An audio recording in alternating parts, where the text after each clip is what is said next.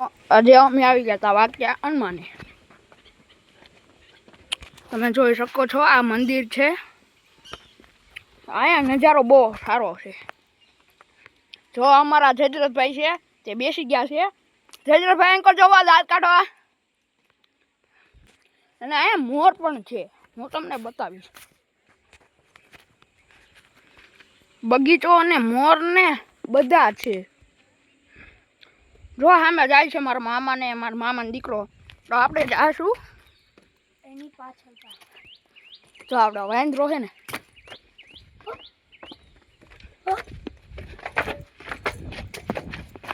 તો એનું મંદિર જો કવડું મોટું છે અને એક મંદિર બને છે. આનો નજારો બહુ સુંદર છે. તમે આવો ને તો મજા આવશે તમને. આખામાં બધે લીલોતરી લીલોતરી ઝાડવા છે. સામે નવું મંદિર બને છે અને આ જૂનું મંદિર છે. એને જો જેવી શ્રી રામ રામ કરે છે, જોઈ શકો છો.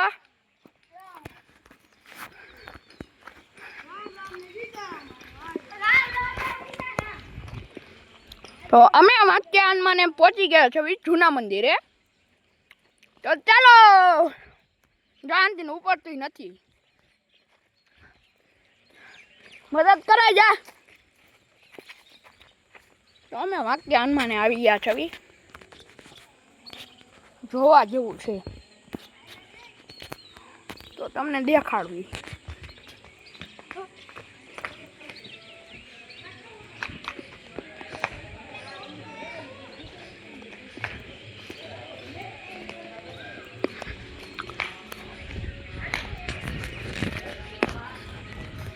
તો અમે તમને વાક્યા હનુમાનના દર્શન કરાવશું. આ છે મંદિર.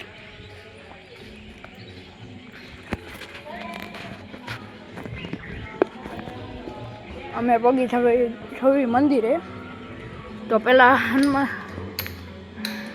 હનુમાન દાસ ના દર્શન કરશું. તો કરી લીધા.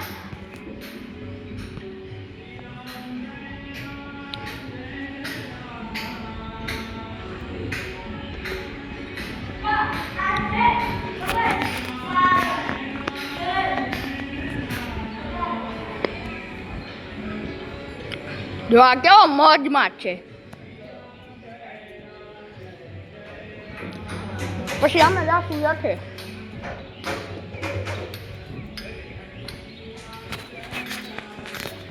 હજુ અમારો આખો સ્ટાફ છે, જોઈ લો. આ મંદિરનો ખૂબ જ સારો નજારો છે. તમે પણ આવો તો જોજો. જો કેરીઓ કોડી છે.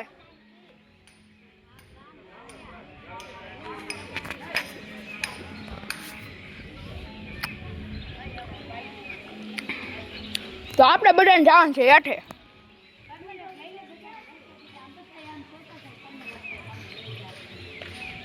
આ યુટ્યુબમાં ચડાવવાનો છે.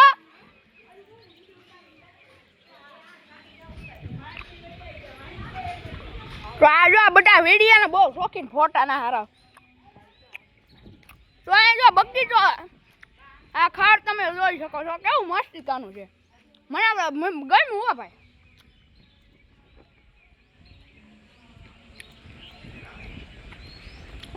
ખડ ને ગ્રાઉન્ડ કેવું છે.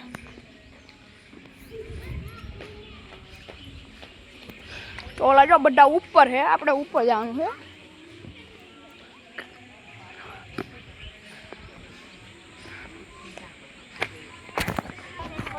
અમે ઉપર પહોંચી ગયા છે. આખો સ્ટાફ અમારી સાથે. હવે ખાધું ભૂંગળા બટેટા. તો હું પણ જવાનો છું.